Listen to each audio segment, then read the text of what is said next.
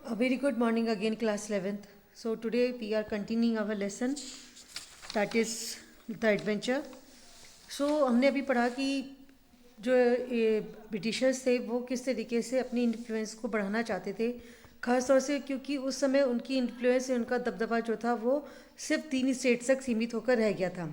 तो इसीलिए वो एनी हाउ चाहते थे कि किसी तरीके से उनका दबदबा वापस से कायम हो।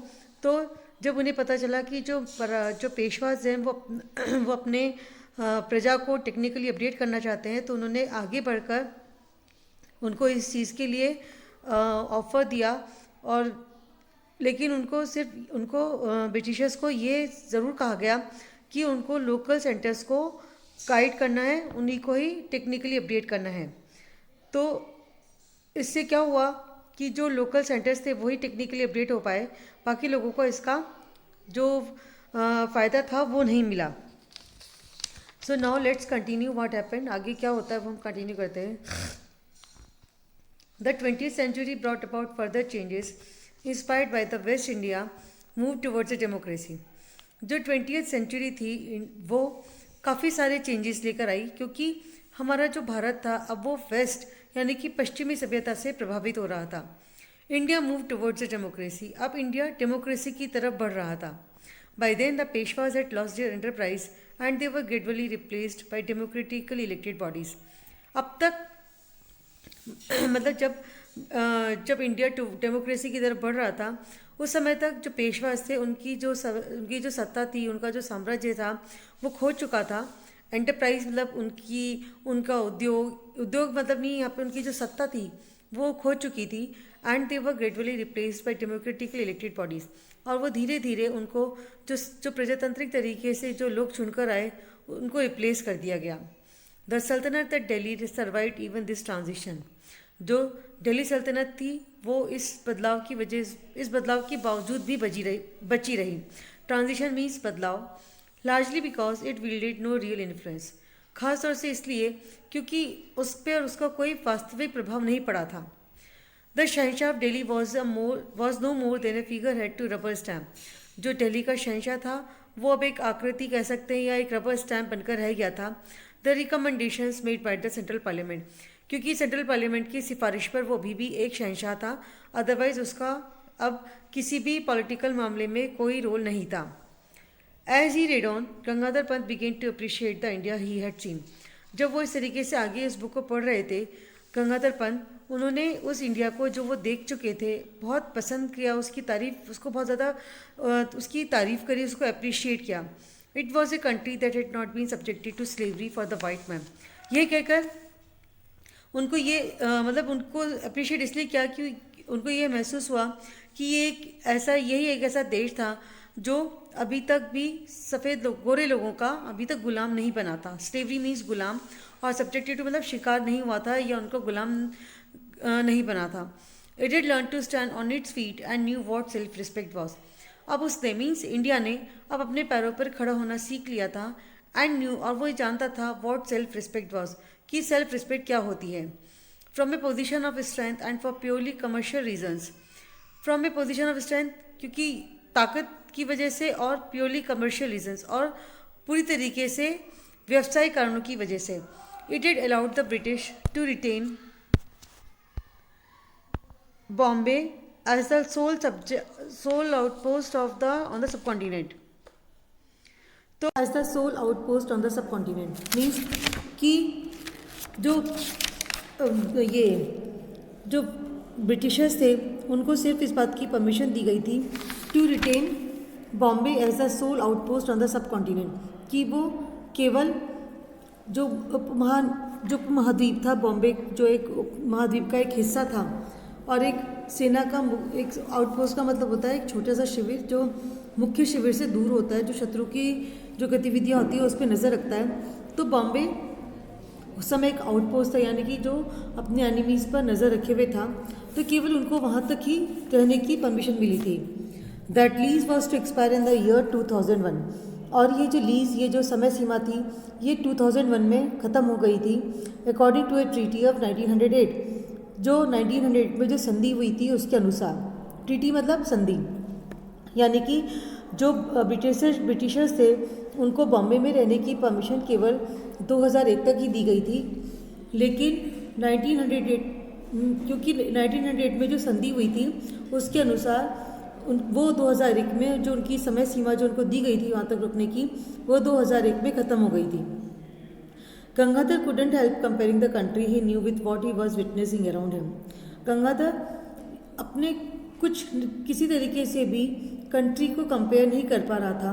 He knew with what he was witnessing around him. उस चीज़ों से जो अपने आसपास देख रहा था, मीन्स वो जो चीज़ें उसने पहले देखी थी और जो वो चीज़ें अब देख रहा था उसमें वो कोई भी तुलना नहीं कर पा रहा था। But at the same time he felt that his investigations were incomplete. एक तरफ उसको ये भी लग रहा था कि उसकी जितनी भी खोज जो भी उसने इन्वेस्टिगेशंस की हैं वो अधूरी हैं। How did the Marathas win the battle? Marathas ने युद्ध कैसे जीता? To find the answer he must look for accounts of the battle itself. इस बात को देखने के लिए, इस बात का आंसर जानने के लिए उसको खुद उसने डिसाइड किया कि वो जो बैटल का अकाउंट है, जो युद्धों का जितने भी युद्ध हुए उनका जो डिटेल है वो उनके बारे में सर्च करेगा। He went through the books and journals before him. यहाँ पर ही किसके लिए आ रहा है? ही गंगाधर पंत के लिए आ रहा है। सो वो सारी बुक्स और जो जर्नल्स यानी कि जो मैगजीन्स थी वो उसके सामने रखी गई। At last among the books he found one that gave him the clue. आखिरकार कई सारी बुक्स में से एक बुक उसको मिली जिससे उसको कुछ क्लू मिला। इट वॉज भाऊ साहेब बांची भाकर और उस बुक का नाम था भाऊ साहेब बांची Bakhar. Although he seldom relied on the bakhars for historical evidence he found them entertaining to read. वैसे जो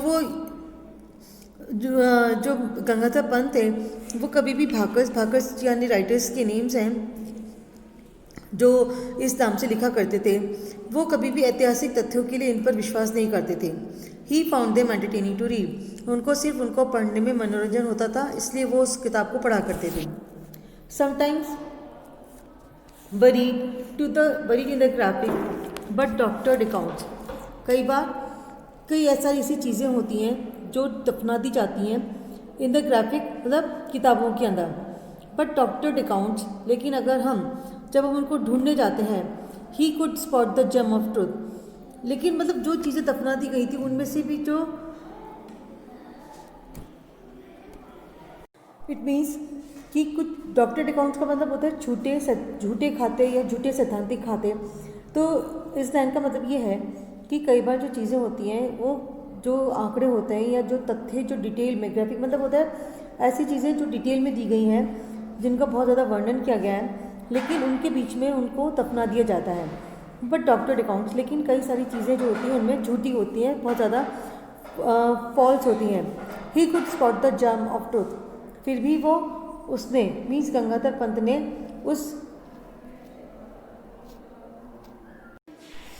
ही कुड स्पॉट द जम ऑफ ट्रूथ। फिर भी उन्होंने उसमें से एक जो सच्चाई का जो कीड़ा था वो उन्होंने ढूंढ निकाला था। मीन्स वो जो चीज़ें जो छुपा दी गई थी या जिनको उसमें प्रिंट आउट नहीं किया गया था, जिनको गायब कर दिया गया था उन डिटेल स्टडीज़ में से, फिर भी उन्होंने उन झूठे तथ्यों में से उस एक सच के कीड़े को ढूंढ लिया था। He found one now in a 3-line account of how close Vishwas Rao had come to being killed. एक 3 लाइन का जो डिटेल जो स्टडी थी, 3 लाइन का जो एक मटेरियल था उसका जिसमें कुछ वर्णन किया गया था, उसमें वो करीब इस निष्कर्ष तक पहुंच गए थे कि विश्वास राव किस तरीके से मारा गया। वो लाइन्स थी, and then Vishwas Rao guided his horse to the melee. मेले का मतलब भीड़ भाड़ जहाँ पे होती है, कि विश्वास राव ने अपने घोड़े को जहाँ पे भीड़ भाड़ थी वहाँ पर वो लेकर गया। Wear the elite troops for fighting, जहाँ पर एक श्रेष्ठ सेनावर आपस में लड़ रहे थे, मतलब जो आपस में नहीं मतलब जो लड़ रहे थे। एंड ही अटैक देम, और विश्वास राव ने उन पर आक्रमण कर दिया। And God was merciful, God जो था वो काफ़ी दयावान था। ए short brushed past his year, एक गोली बिल्कुल उसके कान के पास से होते हुए गुजर गई। Even the difference of a til would have led to his death. तिल यानी सीजम जिसका तेल निकाला जाता है वो तिल, कि तिल के अंतर के बराबर अगर अंतर नहीं होता तो शायद उसकी मृत्यु हो जाती। At 8 o'clock the librarian politely reminded the professor that the library was closing for the day. 8 बजे लाइब्रेरियन ने प्रोफेसर को बहुत ही विनम्रतापूर्वक इस बात को याद दिलाया कि उस दिन के लिए लाइब्रेरी बंद हो रही है. Gangadhar Pant emerge from his thoughts. Gangadhar Pant अपने विचारों में से बाहर निकले. Looking around he noticed that he was the only reader left in that magnificent hall. चारों तरफ देखने के बाद उन्होंने ये नोटिस किया कि इस पूरे बड़े से हॉल में, मैग्निफिशेंट मतलब एक बड़ा विशाल जो हॉल था, उसमें केवल अकेले रीडर वही बचे थे. I beg your pardon sir, may I request you to keep this books here for my use tomorrow morning.